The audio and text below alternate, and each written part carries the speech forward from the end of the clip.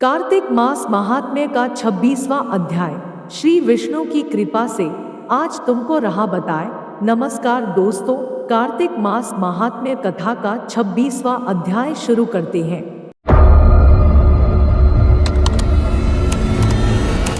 नारद जी बोले, इस प्रकार विष्णु पार्षदों के वचन सुनकर धर्मदत्त ने कहा, प्रायः सभी मनुष्य भक्तों का कष्ट दूर करने वाले श्री विष्णु की यज्ञ, दान, व्रत, तीर्थ सेवन तथा तपस्याओं के द्वारा विधिपूर्वक आराधना करते हैं।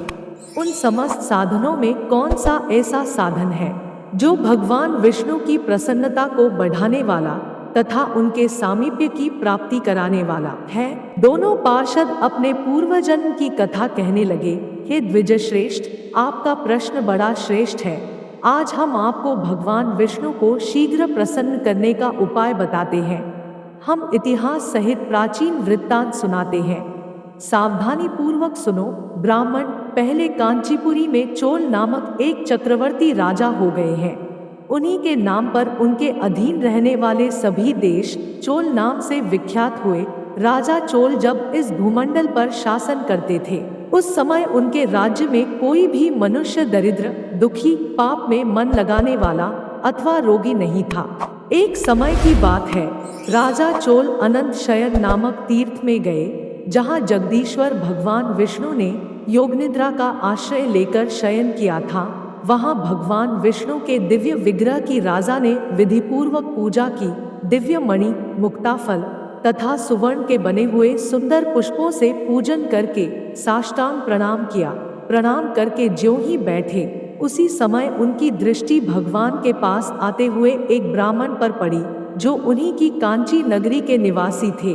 उनका नाम विष्णुदास था। उन्होंने भगवान की पूजा के लिए अपने हाथ में तुलसी दल और जल ले रखा था। निकट आने पर उन ब्राह्मण ने विष्णु सूक्त का पाठ करते हुए देवाधिदेव भगवान को स्नान कराया और तुलसी की मंजरी तथा पत्तों से उनकी विधिवत पूजा की।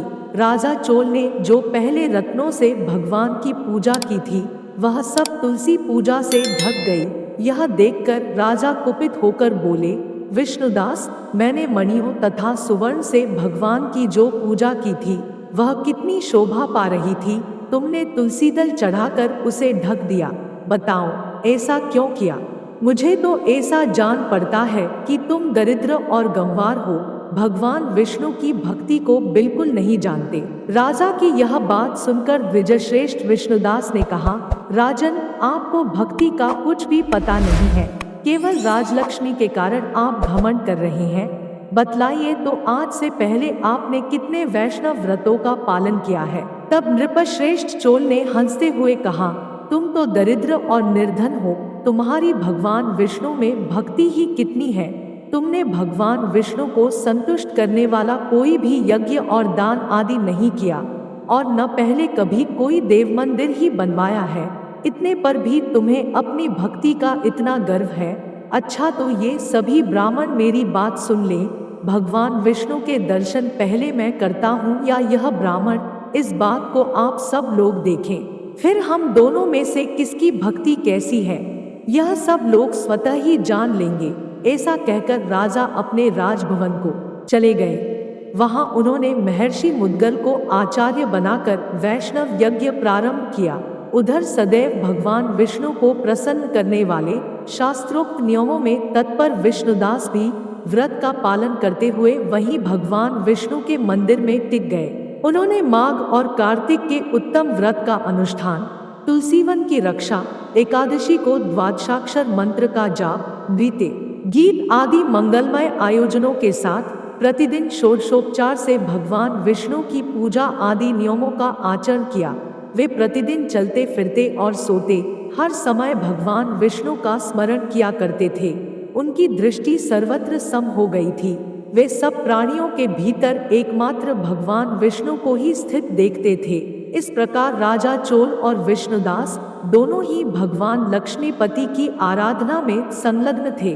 दोनों ही अपने अपने व्रत में स्थित रहते थे और दोनों की ही संपूर्ण इंद्रियां तथा समस्त कर्म भगवान विष्णु को समर्पित हो चुके थे। इस अवस्था में उन दोनों ने दीर्घकाल व्यतीत किया।